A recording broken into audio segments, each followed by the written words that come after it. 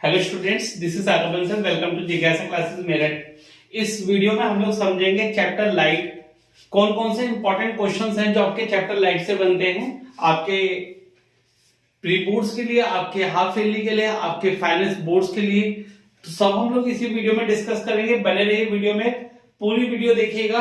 इस वीडियो की जो पीडीएफ है, यानी इस चैप्टर की जो पीडीएफ है, वो आपको टेलीग्राम चैनल जिज्ञासा क्लासेस पे मिलेगी, जिसका डिस्क्रिप्शन और लिंक, पीडीएफ लिंक मैं आपको इस वीडियो के डिस्क्रिप्शन में शेयर कर दूंगा। तो आप वहां से डाउनलोड कर लीजिए, अपने फोन में या लैपटॉप में सेव कर लीजिए और फ्यूचर स्टडी के लिए, सेल्फ स्टडी के लिए अपने पास रख लीजिए। ठीक है।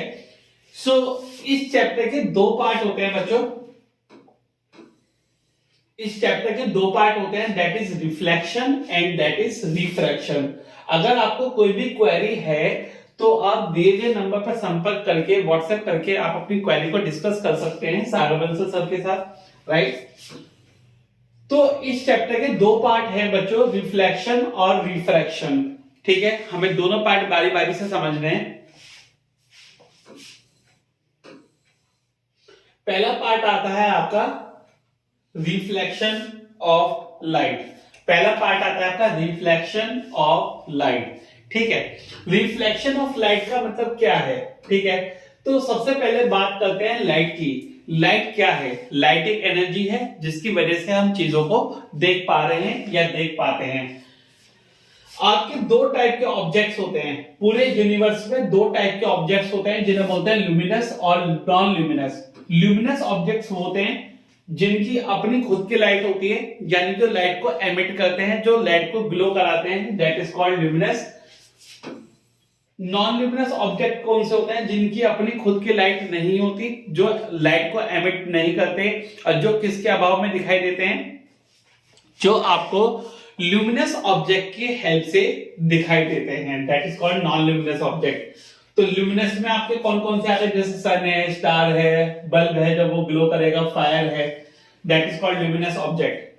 नॉन ल्यूमिनस ऑब्जेक्ट कौन से होते हैं? जिनकी अपनी खुद की लाइट नहीं होती है, जैसे टेबल, चेयर, फैन। और यहां पे एक इंपॉर्टेंट क्वेश्चन आपको याद रखना है कि मून ल्यूमिनस है या नॉन ल्यूमिनस है। मून आपका नॉन ल्यूमिनस है। मून आपका कैसा ऑब्जेक्ट है? Non luminous. ठीक है, मून कैसा ऑब्जेक्ट है आपका? नॉन ल्यूमिनस है, लेकिन हमें तो चमकता हुआ दिखाई देता है। तो अपोजिट फेस से उसके ऊपर सन की लाइट पड़ती है। ठीक है, याद रखेंगे कि मून एक नॉन ल्यूमिनस ऑब्जेक्ट है, अपोजिट फेस से उसके ऊपर सन की लाइट पड़ती है, तो इसलिए मून आपको चमकता हुआ नजर आता है। लाइट का कैसा नेचर होता है? लाइट का ड्यूअल नेचर होता है। कैसा नेचर होता है? ड्यूअल नेचर होता है। वेव नेचर भी होता है और पार्टिकल नेचर भी होता है। तो आपको याद रखना है लाइट एक कैसी वेव है? लाइट एक इलेक्ट्रोमैग्नेटिक वेव है। लाइट एक कैसी वेव है? लाइट एक इलेक्ट्रोमैग्नेटिक वेव है। इसका क्या मतलब है कि लाइट को किसी भी मीडियम की जरूरत नहीं है। लाइट किसी भी मीडियम में क्या कर सकती है? फ्लो कर सकती है आपकी, चाहे वो सॉलिड हो, चाहे वो लिक्विड हो, चाहे वो गैस हो, तो किसी भी मीडियम की जरूरत नहीं है। लाइट कहीं से भी ट्रेवल कर सकती है। ठीक, according to particle theory. Particle theory का मतलब क्या है कि लाइट पार्टिकल से मिलकर बनती है, पार्टिकल टू पार्टिकल ट्रेवल करती है बहुत ही हाई स्पीड पे, जिसकी वजह से एक स्ट्रेट लाइन बनती है और स्ट्रेट लाइन पाथ लाइट ले सकती है। तो लाइट एक वेव की फॉर्म में भी और पार्टिकल फॉर्म में भी ट्रेवल कर सकती है। अगर हम बात करें अपने मेन टॉपिक की, that is called reflection of light. Reflection का मतलब क्या है? आप लोगों ने सुना होगा कि लाइट शीशे से रिफ्लेक्ट होती हुई आप तक आती है।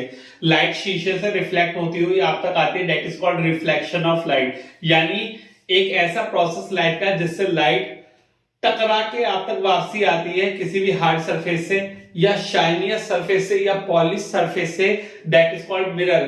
तो that is called reflection of light. ठीक है, तो ऑब्जेक्ट जितना ज्यादा शाइनियर होगा, जितना ज्यादा पॉलिश होगा, सरफेस जितना ज्यादा शाइनी होगा, जितना ज्यादा पॉलिश होगा, उतनी ही ज्यादा लाइट को रिफ्लेक्ट करेगा, उतनी ही ज्यादा लाइट को टकरा के वापसी आप तक भेजेगा, एज कंपेयर टू अनपॉलिश और डल सरफेस। ठीक है, तो कौन सा मेटल सबसे ज्यादा लाइट को रिफ्लेक्ट करता है? सिल्वर मेटल लाइट को सबसे ज्यादा रिफ्लेक्ट करता है। अगर आपसे पेपर में एक नंबर में एमसीक्यू पूछ लिया जाए कि कौन सा जो मेटल है वो सबसे ज्यादा रिफ्लेक्ट करता है, तो आप बोलना सिल्वर मेटल सबसे ज्यादा रिफ्लेक्ट करता है। ठीक है, याद कर लेंगे।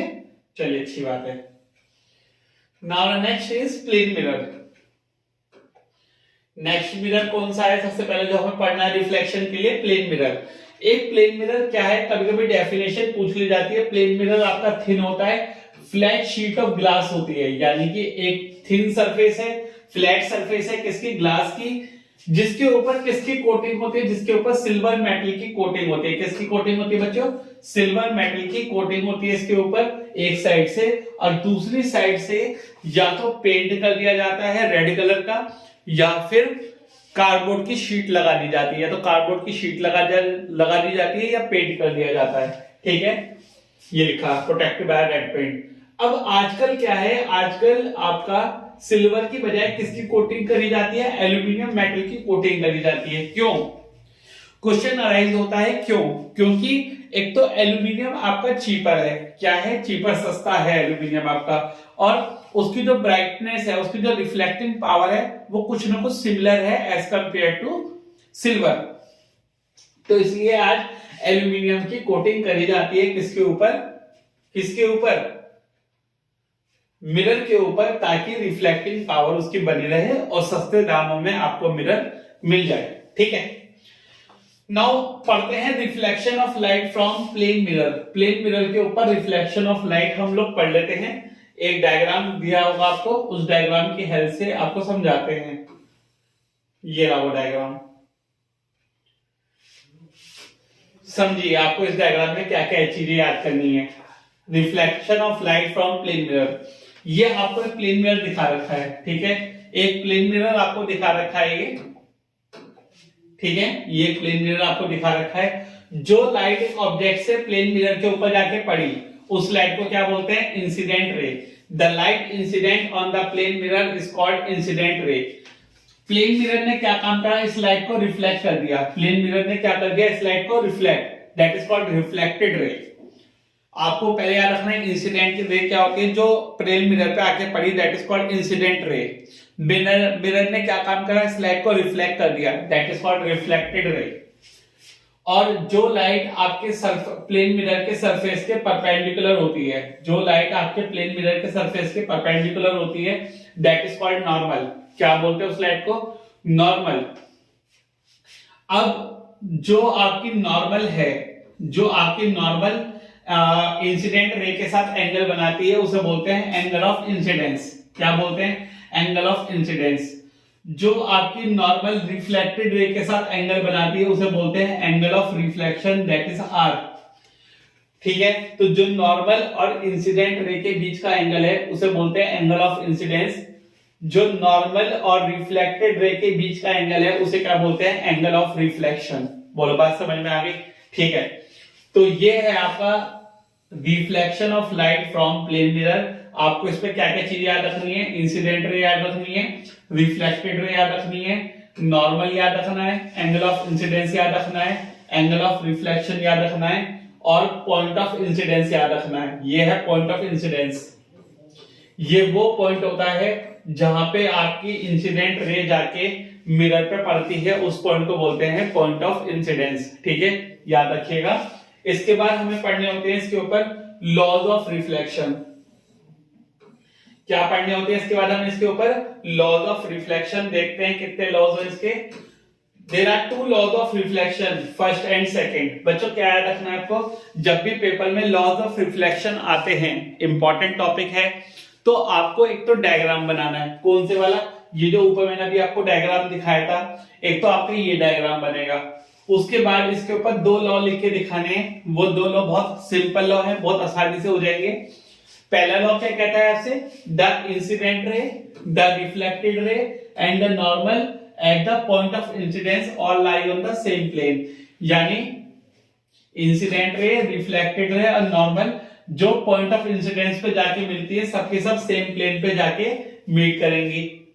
सेकेंड लॉ क्या कहता है? एंगल आई बराबर एंगल आर, यानी एंगल ऑफ इंसिडेंस हमेशा इक्वल होता है एंगल ऑफ रिफ्लेक्शन के। एंगल ऑफ इंसिडेंस और एंगल ऑफ रिफ्लेक्शन आपका हमेशा इक्वल होता है। ठीक है, एक क्वेश्चन यहां से अराइज होता है क्या कि जो एंगल ऑफ जो आपके एंगल आई और एंगल आर हैं, यानी कि जो आपके लॉज ऑफ रिफ्लेक्शन हैं, ये कौन से टाइप के मिरर्स के लिए एप्लीकेबल हैं।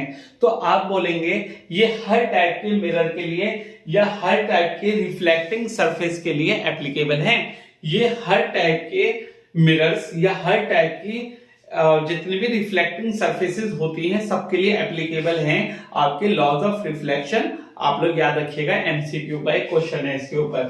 ठीक है, अगर सपोज करो मुझे कोई भी एंगल निकालने के लिए आ जाए, सपोज करो इस वाले में, तो आपको एक बात तो पहले से क्लियर है क्या कि मिरर और नॉर्मल में कितना एंगल होता है, 90। ठीक है, मिरर और नॉर्मल में 90 एंगल होता है। सपोज आई पता हो, हमें आर पता हो, इन दोनों को एंगल को माइनस प्लस करके हम लोग क्वेश्चन सॉल्व करते हैं। ठीक है, सपोज करो हमें ये वाला एंगल गिवन है, किस किस के बीच का, मिरर और इंसिडेंट रे के बीच का एंगल 30 डिग्री गिवन है। तो आपको सपोज एंगल आर निकालना है, तो कैसे निकालोगे, 90 में से 30 माइनस करो तो एंगल आई आ गया 60, और जितना एंगल आई होता है उतना ही एंगल आर होता है, तो एंगल आर भी आपका 60 आ जाएगा। तो इस तरीके से हम लोग क्वेश्चन सॉल्व कर लेते हैं आपके प्लेन मिरर के। ठीक है, इसके बाद एक इंपॉर्टेंट नोट आपको दे रखा है। अब इंपॉर्टेंट है तो इंपॉर्टेंट ही होगा। क्या इंपॉर्टेंट नोट है, अगर कोई भी लाइट आपकी नॉर्मली या परपेंडिकुलरली फॉल कर रही है सरफेस पे, अगर कोई भी लाइट आपकी नॉर्मली या परपेंडिकुलरली फॉल कर रही है प्लेन मिरर पे, तो उस कंडीशन में कोई भी रिफ्लेक्शन नहीं होगा। क्या समझ में आया आपको कि अगर कोई भी लाइट आपकी नॉर्मली या परपेंडिकुलरली फॉल कर रही है सरफेस पे, तो उस कंडीशन में कोई भी रिफ्लेक्शन नहीं होगा, लाइट आपकी सीधी पास हो जाएगी। ठीक है, लाइट आपकी सेम पाथ पे सैंड बैक हो जाएगी, यानी जिस पाथ से अंदर जाएगी उसी पाथ से रिफ्लेक्ट होकर आपकी वापसी हो जाएगी। आपको कोई भी रिफ्लेक्शन देखने को नहीं मिलेगा। उस कंडीशन में एंगल आई और एंगल आर और आपके दोनों के दोनों 0 डिग्री हो जाएंगे। क्या समझ में आया आपको, मैं दोबारा से समझा देता हूं एक बार और। आपको क्या समझ में आया कि जब भी लाइट आपकी सरफेस के प्लेन मिरर के नॉर्मली फॉल करेगी तो उसी पाथ से वापस हो जाएगी। इसका क्या मतलब है, एंगल आई और एंगल आर आपके दोनों के दोनों 0 डिग्री हो जाएंगे। तो यही तो आपकी इंसिडेंट रे होगी और यही आपकी रिफ्लेक्टेड रे होगी और यही आपकी नॉर्मल होगी। यानी नॉर्मल, इंसिडेंट रे और रिफ्लेक्टेड रे तीनों के तीनों कोइंसाइड करेंगी और एंगल आई और एंगल आर आपका 0 डिग्री हो जाएगा इस कंडीशन में।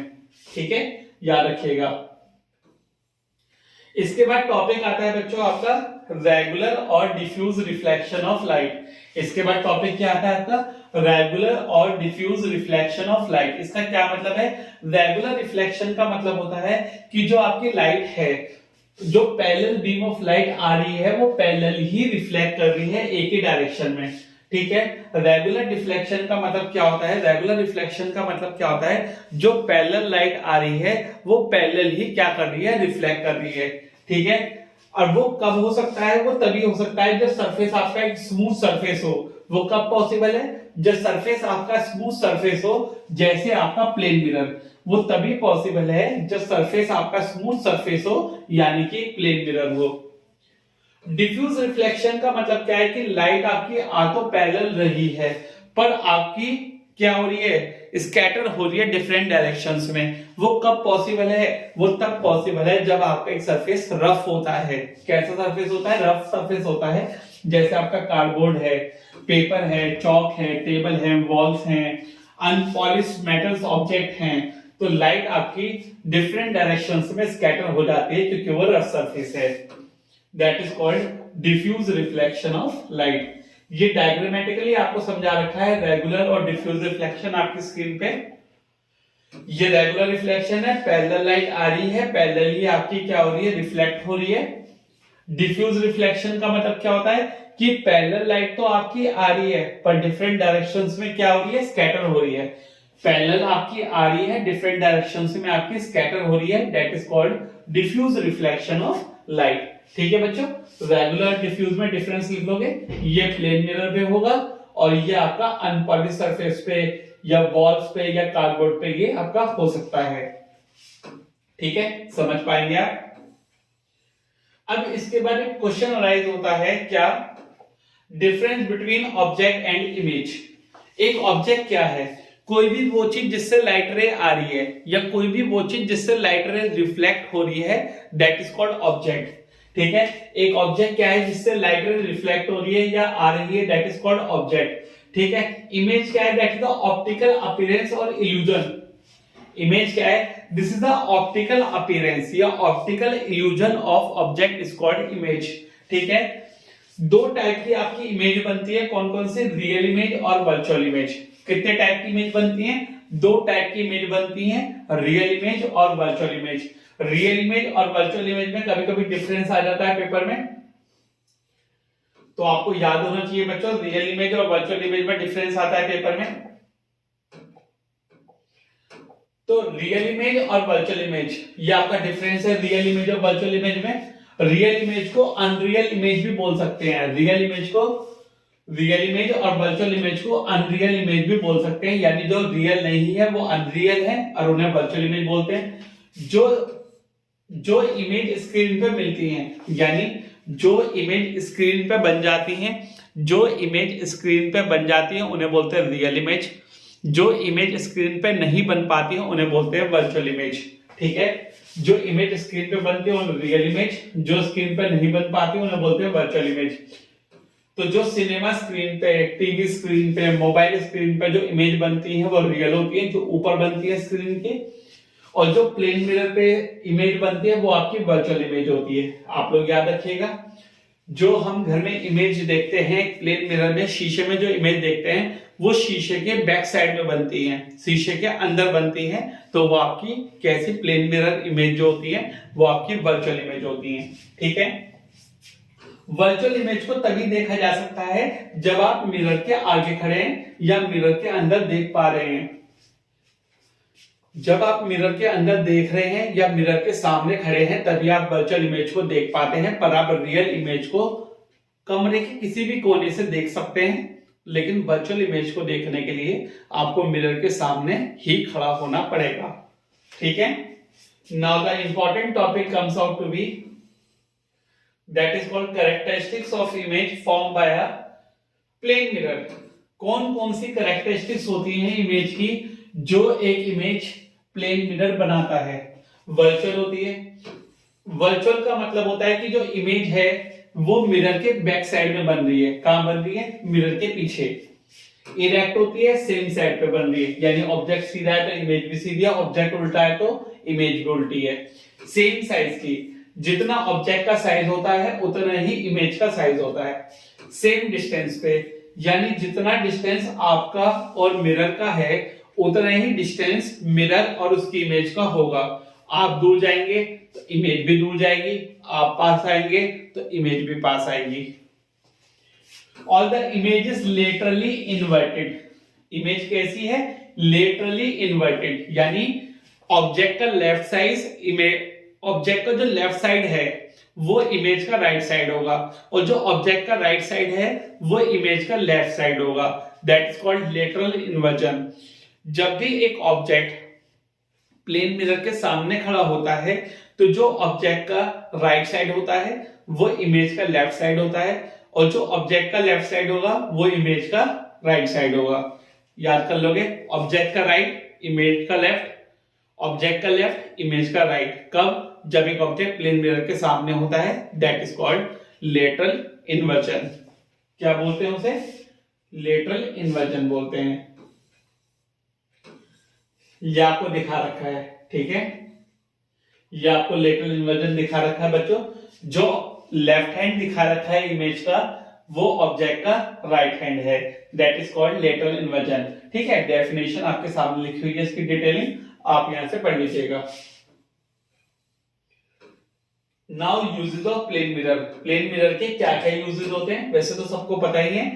खुद को देखने के लिए प्लेन मिरर जो होते हैं वो वॉल्स पे लगे होते हैं कुछ शॉप्स के, ताकि वहां पे खुद को ही देखना होता है, या ऑब्जेक्ट को देखने के लिए। ठीक है, प्लेन मिरर्स कहां पे यूज होते हैं? ब्लाइंड टर्न्स पे, यानी अंधे मोड़ पे, जहां पे एकदम से शार्प टर्न्स आते हैं बिजी रोड्स पे, ताकि ड्राइवर्स को पहले दिख जाए जो ट्रैफिक अपोजिट साइड से आ रहा है, ताकि एक्सीडेंट्स होने के चांसेस क्या हो जाएं? कम हो जाएं। ठीक है, तो वहां पे आप प्लेन मिरर का यूज करते थे। ठीक, पेपर में कम से ही आता है टॉपिक, ही ज्यादा नहीं पूछा जाता है। Plane uses of plane mirror, concave, convex यानी कि स्फेरिकल मिरर्स के ऊपर क्वेश्चंस ज्यादा आते हैं पेपर में। तो पहला टॉपिक आता है important, that is called spherical mirrors. Spherical mirrors वो मिरर्स होते हैं जिनकी रिफ्लेक्टिंग सरफेस कर्व्ड होती है, जिनकी रिफ्लेक्टिंग सरफेस कर्व्ड होती है, मुड़ी हुई होती है, that is called spherical mirrors. अब प्लेन मिरर में जो इमेज बन रही थी वो सेम साइज की बन रही थी, यहाँ पे जो इमेज बनेगी वो ऑब्जेक्ट की पोजीशन के हिसाब से छोटी या बड़ी इमेज इनमें बनती है। तो जिनकी रिफ्लेक्टिंग सरफेस कर्व होती है, ऐसे मिरर्स को क्या बोला जाता है? स्फेरिकल मिरर्स बोला जाता है।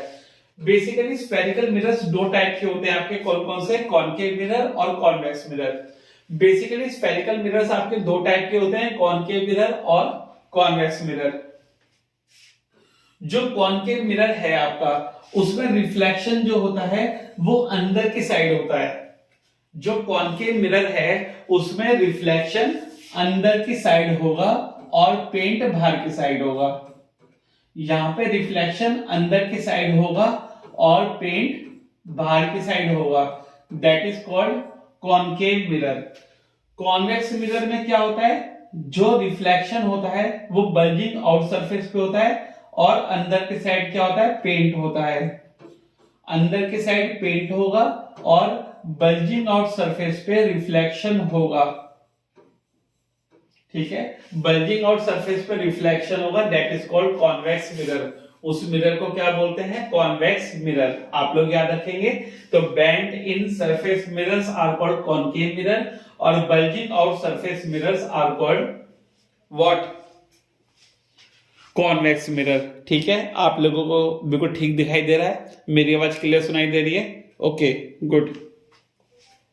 The next is basic terms of spherical mirrors. अब हमें कुछ बेसिक टर्म्स पढ़नी है स्फेरिकल मिरर्स की। कौन कौन सी बेसिक टर्म्स है? सेंटर ऑफ कर्वेचर क्या होता है? सपोज करिए कि ये जो आपका एक मिरर है, ये एक होलो पार्ट है किसका? एक स्फेरिकल मिरर का। एक स्फेरिकल मिरर का पार्ट है। तो जो इस स्फेयर का जो सेंटर है, जो इस स्फेयर का सेंटर है, उसे बोलते हैं सेंटर ऑफ कर्वेचर। क्या बोलते हैं उसे? Centre of curvature. और जो उस सेंटर से जो सर्कल के किसी भी पार्ट तक का जो रेडियस है या जो डिस्टेंस है, उसे बोलते हैं रेडियस ऑफ कर्वेचर। अगर मैं सर्कुलर पाथ को पूरा कर दूं तो जो सर्कल की रेडियस बन रही है, जिसके अंदर से वो मिरर निकाला गया है, उसे बोलते हैं रेडियस ऑफ कर्वेचर।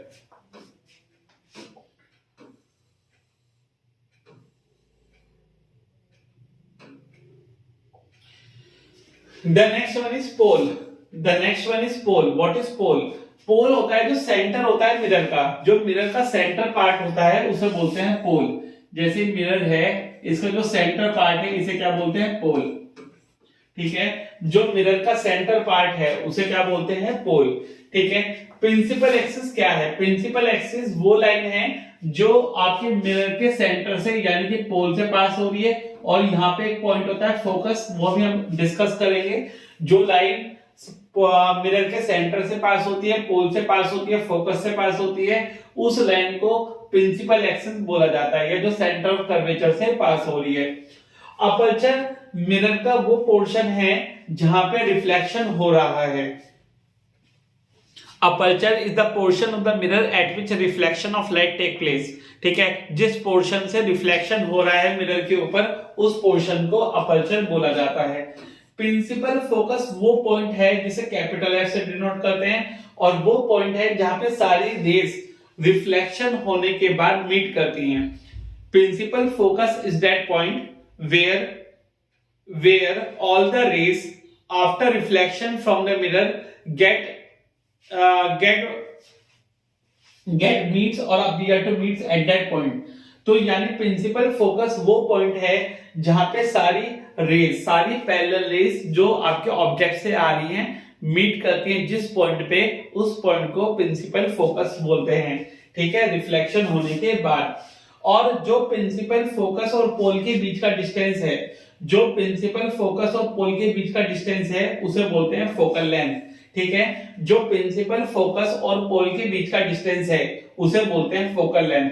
आपको एक चीज और याद रखनी है कि प्रिंसिपल फोकस को कैपिटल एफ से डिनोट करते हैं और फोकल लेंथ को स्मॉल एफ से डिनोट करते हैं। ठीक है, ये डायग्राम के हेल्प से आपको समझा रखा होगा, जरा डायग्राम देख लीजिए, इंपॉर्टेंट है बच्चों पेपर के लिए।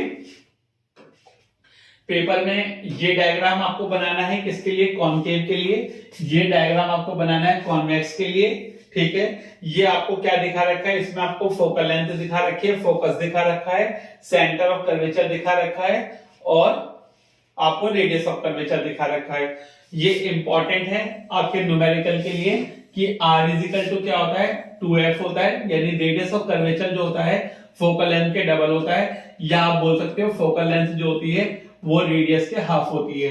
कभी कभी न्यूमेरिकल में क्या होता है, आपको क्वेश्चन में या तो r दे रखा होता है, f निकालना होता है, या f दे रखा होता है, r निकालना होता है। तो आपको क्या याद रखना है कि फोकल लेंथ जो होती है वो रेडियस ऑफ कर्वेचर के हाफ होती है, या जो रेडियस होती है वो f के डबल होती है।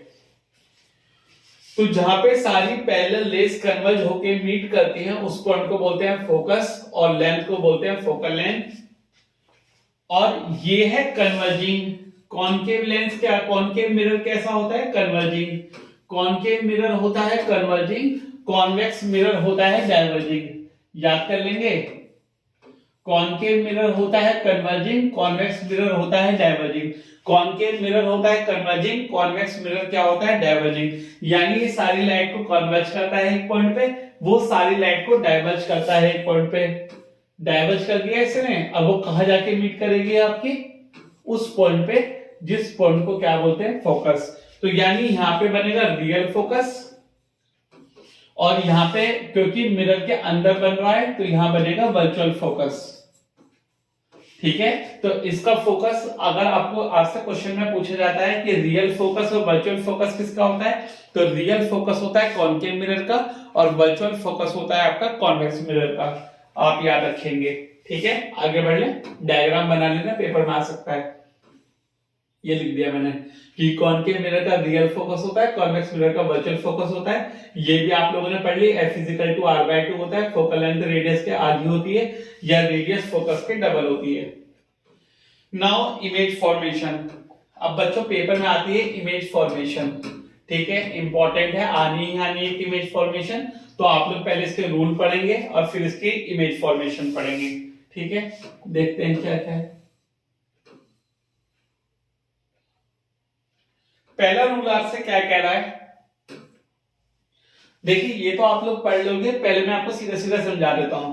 पहला रूल क्या आपसे क्या कहता है कि कोई भी लाइट अगर प्रिंसिपल एक्सिस के पैरेलल जा रही है तो वो कहां से पास होती है, फोकस से पास होती है। अगर कोई भी लाइट प्रिंसिपल एक्सिस के पैरेलल जा रही है, अगर कोई भी लाइट आपके प्रिंसिपल एक्सिस के पैरेलल जा रही है तो कहां से पास होती है, फोकस से पास होती है। कहां से पास होती है, फोकस से। अगर कोई भी लाइट आपकी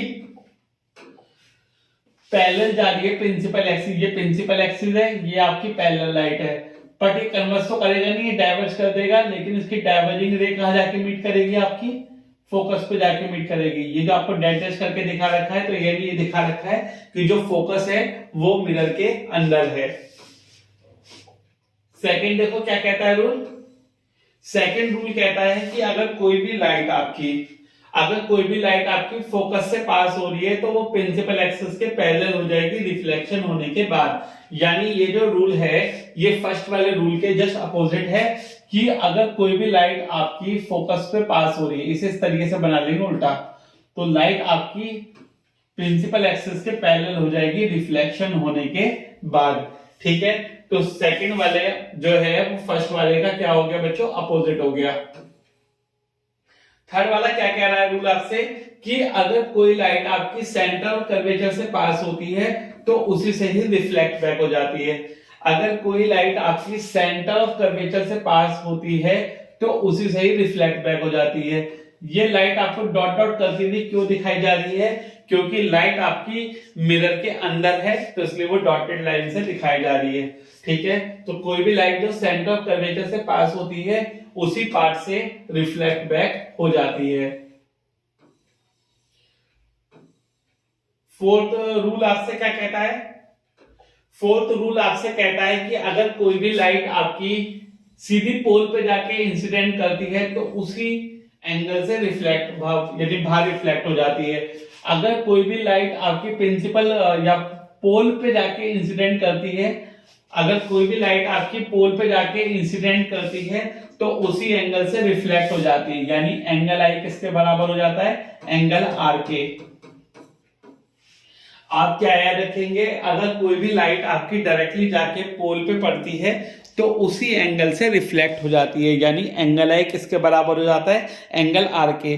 तो बच्चों ये तो थे आपके लॉज, किसके? रूल्स से, ये आपके लॉस थे इमेज फॉर्मेशन के। ठीक है, अब हम इमेज फॉर्म करते हैं जो आपको याद रखनी है पेपर के लिए। बच्चों आपको ये चार्ट तो बहुत जरूरी याद रखना है, बहुत इंपॉर्टेंटली आपको याद करना है। किस तरीके से आपको याद करना है मैं आपको समझा रहा हूं। ये 6 इमेज फॉर्मेशन है जिसमें से 1-2 तो आपके पेपर में पक्का आएंगी आएंगी। ठीक है, जैसे अगर एक ऑब्जेक्ट इंफिनिटी पे रखा हुआ है तो इमेज उसकी फोकस पे बनती है, कैसी होती है? हाईली डिमिनिश पॉइंट साइज होती है और रियल और इन्वर्टेड होती है। ठीक है, आपको किसी भी ऑब्जेक्ट की जो इमेज बनती है उसके लिए 3 चीज बतानी होती है, एनपीएस। एनपीएस का मतलब होता है नेचर, पोजीशन और साइज। जैसे नेचर कैसा है इसका? नेचर कैसा है इसका? नेचर है आपका रियल एंड इन्वर्टेड। पोजीशन क्या है इसकी? पोजीशन है इसकी फोकस पे। साइज क्या है इसका? हाईली डिमिनिश और पॉइंट साइज। दूसरा बात करते हैं बियॉन्ड सी, यानी सेंटर ऑफ कर्वेचर से जब दूर ऑब्जेक्ट रखा होगा तो इमेज बनेगी एफ और सी के बीच में डिमिनिश इमेज होगी और रियल और इन्वर्टेड होगी। तो एक तो आप याद रखेंगे कि 5 कंडीशन में जो इमेज है वो रियल और इन्वर्टेड ही बनती है। ठीक है, अगर सी पे रखा है एक ऑब्जेक्ट तो इमेज भी सी पे ही बनेगी, सी फॉर सेंटर ऑफ कर्वेचर। अगर एक ऑब्जेक्ट सेंटर ऑफ कर्वेचर पे रखा है तो इमेज भी सेंटर ऑफ कर्वेचर पे ही बनेगी, सेम साइज की होगी, रियल और इन्वर्टेड होगी, जो कि आपके पेपर में आने के चांसेस बहुत बहुत होते हैं सेंटर ऑफ कर्वेचर के। बिटवीन सी और एफ अगर एक ऑब्जेक्ट रखा होगा तो इमेज बनेगी आपकी बियॉन्ड सी, एनलार्ज होगी और रियल और इन्वर्टेड होगी, ये आप याद रखिएगा। एक ऑब्जेक्ट अगर फोकस पे रखा होगा तो इमेज आपकी इंफिनिटी पे बनेगी, हाईली एनलार्ज होगी और रियल और इन्वर्टेड होगी, यानी पहला और 5वें वाला जो है वो आपके एक दूसरे के रेसिप्रोकल हैं। ठीक है, बस नेचर ऑफ इमेज सेम होगा। Between P and F, again ये इंपॉर्टेंट होगा। 2 आपके इंपॉर्टेंट होते हैं, सी वाले और पी और एफ के बीच में वाले। तो बिटवीन पी एंड एफ अगर एक ऑब्जेक्ट रखा है तो इमेज बनती है बिहाइंड द मिरर। सब केसों में इमेज आपकी फ्रंट ऑफ द मिरर बनती है, इस वाले कंडीशन में इमेज आपकी बिहाइंड द मिरर बनेगी, एनलार्ज होगी, वर्चुअल और इरेक्ट होगी। पेपर में क्वेश्चन आया कि कौन से मिरर में इमेज आपकी वर्चुअल इरेक्ट होती है और एनलार्ज होती है, बड़ी होती है, तो आप लोग बताएंगे कॉनकेव मिरर के छठे केस में जब एक ऑब्जेक्ट आपका पोल और फोकस के बीच में रखा होता है। ये क्वेश्चन आपका बहुत इंपॉर्टेंट है, आप लोग याद रखिएगा ये वाला। ठीक है, क्योंकि बाकी 5 में रियल इन्वर्टेड होती है और इसमें वर्चुअल इरेक्ट और एनलार्ज होती है। अब रे डायग्राम की हेल्प से समझते हैं image formation by concave mirror. ये पहले है आपका, जब एक ऑब्जेक्ट इंफिनिटी पे रखा है तो इंफिनिटी से 2 पैरेलल रे गई है। ठीक है, इस तरीके से, और कहां जाके मीट करेगी? फोकस पे जाके मीट करेगी। दूसरा, जब एक ऑब्जेक्ट बियॉन्ड सी रखा हुआ है तो एक रे आपकी सीधी जाएगी, पैरेलल फोकस से पास होगी और एक सेंटर ऑफ कर्वेचर से जाएगी, तो इसी से ही वापसी हो जाएगी, ऐसे जा रही है ऐसे वापसी हो गई। तो जहां पे आपकी मीट करेगी वहां क्या बन जाएगी आपकी इमेज? ए डैश बी डैश। ऑब्जेक्ट का ए भी इमेज बन गई, ए डैश बी डैश। छोटी इमेज बन रही है और उल्टी बन रही है, तो real, inverted and diminish image. जब एक ऑब्जेक्ट सी पे रखा है तो इमेज भी कहां बनेगी? आपकी सी पे ही बनेगी, पैरेलल जा रही है, फोकस से पास हो जाएगी, फोकस से जा रही है पैरेलल हो जाएगी, तो यहाँ पे जाके मीट कर रही है, यानी सेंटर पे ऑब्जेक्ट है तो इमेज भी आपकी सेंटर पे ही बन रही है। ठीक है, आप लोग याद रखिएगा। नेक्स्ट है, जब एक ऑब्जेक्ट सी और एफ के बीच में रखा होता है तो इमेज आपकी बियॉन्ड सी बनती है, इसी तरीके से आप बनाइएगा। पांचवा है, जब एक ऑब्जेक्ट फोकस पे रखा है तो एक ऐसे ले जाएगी जो फोकस से पास होगी, सेंटर से जाएगी तो उससे रिफ्लेक्ट बैक हो जाएगी, तो यानी पैरेलल रे आ रही है, और आप लोगों को पता है पैरेलल रे कहां जाके मीट करती है, इन्फिनिटी पे जाके मीट करती है। ठीक है, छठा जो केस है वो आपका इंपॉर्टेंट केस है, जब एक ऑब्जेक्ट पोल और फोकस के बीच में होता है। ये आपका एक ऑब्जेक्ट है तो इमेज आपकी कहां बनती है, मिरर के पीछे बनती है, तो यानी वर्चुअल इरेक्ट, ऑब्जेक्ट छोटा है इमेज बड़ी है, तो यानी वर्चुअल इरेक्ट और एनलार्ज इमेज आपकी फॉर्म्ड होती है कॉनकेव मिरर के कौन से केस में, 6 केस में, जब एक ऑब्जेक्ट आपका पोल और फोकस के बीच में रखा होता है। तो ये आपकी डायरेक्टली जाके पोल पे पड़ रही है तो उसी एंगल से रिफ्लेक्ट हो गई, और सेंटर ऑफ कर्वेचर से जा रही है तो उसी से ही रिफ्लेक्ट बैक हो गई। तो कहां पे मीट करेगी, आगे तो कहीं मीट करेगी नहीं, कहां जाके मीट करेगी, पीछे जाके मीट करेगी, तो वर्चुअल इरेक्ट और डिमिनिश इमेज आपकी फॉर्म्ड हो जाएगी। ठीक है, आप लोग याद रखिएगा 6 केस है आपके कॉनकेव मिरर का। ये है आपके formation of image by convex mirror. ठीक है, कॉन्वेक्स मिरर के लिए 2 ही इमेज फॉर्मेशन है, जैसे कॉनकेव मिरर के लिए 6 इमेज फॉर्मेशन है, ऐसी कॉन्वेक्स के लिए सिर्फ 2 है। जब एक ऑब्जेक्ट आपका इंफिनिटी पे रखा है तो इमेज आपकी कहां बनेगी, फोकस पे बनेगी, बट बिहाइंड द मिरर बनेगी, हाईली डिमिनिश्ड पॉइंट साइज होगी और वर्चुअल इरेक्ट होगी। जब एक ऑब्जेक्ट इंफिनिटी और पोल के बीच में कहीं भी रख दो तो आपकी यही आपकी इमेज बनेगी, पोल और एफ के बीच में बनेगी, बिहाइंड द मिरर छोटी इमेज होगी और वर्चुअल इरेक्ट होगी। तो यहां से एक बात तो साबित हो गई कि कॉन्वेक्स मिरर कैसी इमेज बनाता है, कॉन्वेक्स मिरर हमेशा ही वर्चुअल और इरेक्ट और डिमिनिश इमेज, यानी हमेशा याद रखना कि कॉन्वेक्स मिरर आपकी वर्चुअल इरेक्ट और डिमिनिश इमेज, छोटी इमेज बनाता है। ठीक है, याद कर लेंगे पक्के से, डायग्राम से देख लें। ये रहा आपका डायग्राम। ठीक है, ये आपका इंफिनिटी पे है तो इंफिनिटी से 2 पैरेलल ले आई, इन्हें डाइवर्ज कर दिया, आगे जाके तो कहीं मीट करेगी नहीं, कहां जाके मीट करेगी, फोकस पे। यहाँ पे क्या होगा, पोल और फोकस के बीच में, पोल और इंफिनिटी, चाहे फोकस भी हो, पोल और इंफिनिटी के बीच में कहीं भी एक ऑब्जेक्ट रखा है, पैरेलल लाइट जा रही है, इन्हें डाइवर्ज कर दी, फोकस से पास होगी, सेंटर ऑफ कर्वेचर पे जा रही है, उससे ही रिफ्लेक्ट बैक हो जाएगी, यहाँ पे ही कहीं मीट करेगी, है ना, यहाँ पे कहीं मीट करेगी।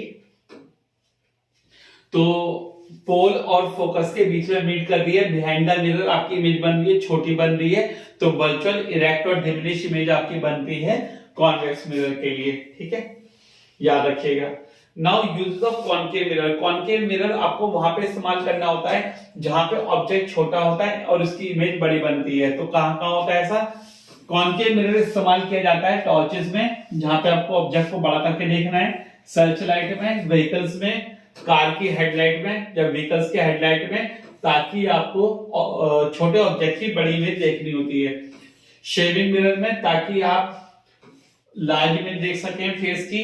डेंटिस्ट के जो मिरर होते हैं वो भी कॉनकेव मिरर होते हैं, ताकि पेशेंट के टीथ की जो इमेज है वो बड़ी मिल सके।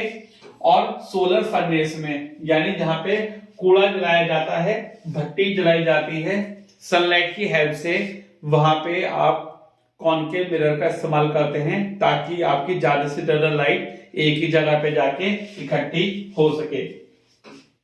तो जहां भी आपको बड़ी इमेज देखनी है वहां पे कॉनकेव मिरर का इस्तेमाल किया जाएगा।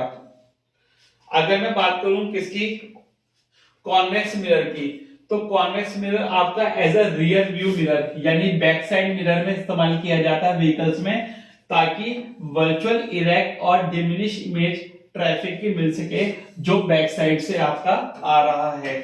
जो ट्रैफिक आपका बैक साइड से आ रहा है उसे देखने के लिए, वर्चुअल इरेक्ट और डिमिनिश इमेज पाने के लिए, ट्रैफिक की छोटी इमेज पाने के लिए, यानी बड़ा ट्रैफिक छोटी सी जगह में देखने के लिए कॉन्वेक्स मिरर का इस्तेमाल करना पड़ेगा। और साथ ही साथ एज अ स्ट्रीट रिफ्लेक्टर के तरीके से भी इस्तेमाल करते हैं, ताकि वो लाइट को बड़े एरिया में फैला सके, और बड़े एरिया में लाइट अगर आपको फैलानी है तो आप कॉन्वेक्स मिरर का इस्तेमाल करेंगे। और शॉप सिक्योरिटी मिरर के तरीके से भी इस्तेमाल किया जाएगा, ताकि आपको शॉप का बड़ा एरिया छोटे से मिरर में दिखाई दे सके। ठीक है, ये तो बात हो गई आपकी कॉन्वेक्स और कॉनकेव मिरर की यूजेस की। अब आता है आपका मिरर फॉर्मूला, जिसके ऊपर पेपर में क्या आते हैं बच्चों, न्यूमेरिकल्स। इंपॉर्टेंट है क्योंकि न्यूमेरिकली आपको पता है 2 ही चैप्टर ऐसे हैं जिसमें न्यूमेरिकल्स आते हैं, तो उनमें से एक चैप्टर है आपका लाइट।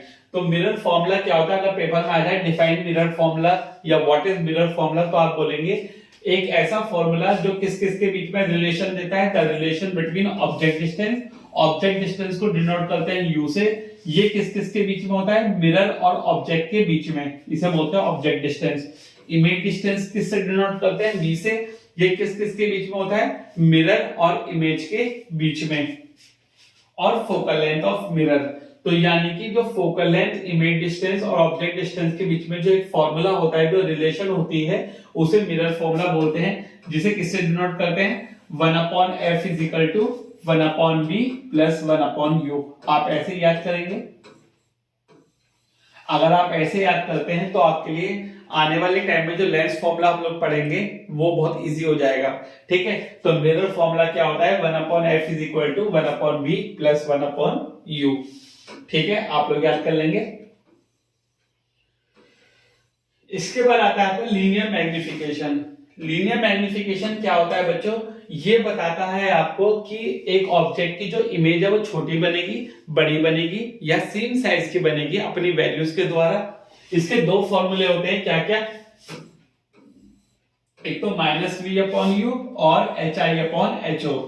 लीनियर मैग्निफिकेशन के 2 फॉर्मूले होते हैं, -v/u और hi/ho।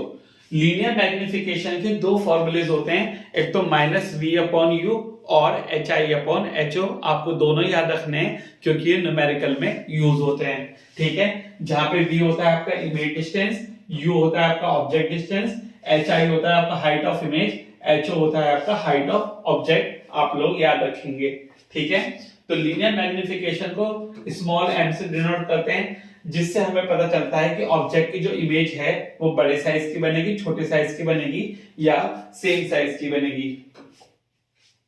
इसके 3 वैल्यू आ सकती हैं, या तो ग्रेटर देन 1 आए, या लेस देन 1 आए, या इक्वल टू 1 आए। इसकी ये 3 वैल्यूज आ सकती हैं, या तो n ग्रेटर देन 1 आए, या लेस देन 1 आए, या इक्वल टू 1 आए। अगर मैग्निफिकेशन की वैल्यू ग्रेटर देन 1 आ रही है तो इसका मतलब है मैग्नीफाइड इमेज बनेगी। कैसी इमेज बनेगी, मैग्नीफाइड, यानी बड़ी इमेज बनेगी। ठीक है, अगर n की वैल्यू लेस देन 1 आ रही है तो इसका मतलब है डिमिनिश इमेज बनेगी, यानी छोटी इमेज बनेगी। ठीक, अगर n की वैल्यू 1 आ रही है तो इसका मतलब है इक्वल साइज इमेज बनेगी।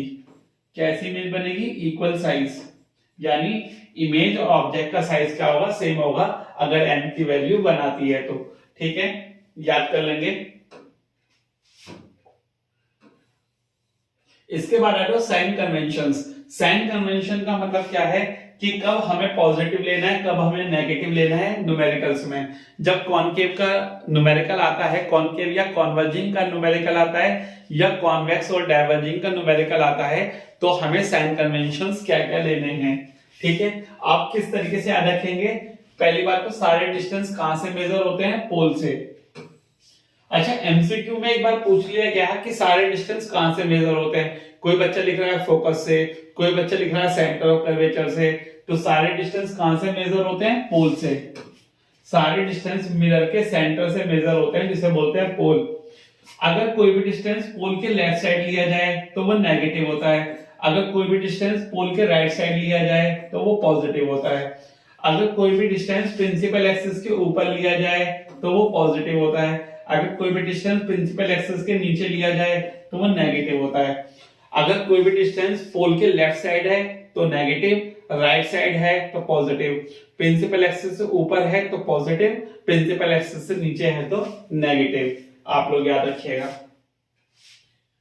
लेफ्ट में नेगेटिव, राइट में पॉजिटिव, ऊपर पॉजिटिव, नीचे नेगेटिव।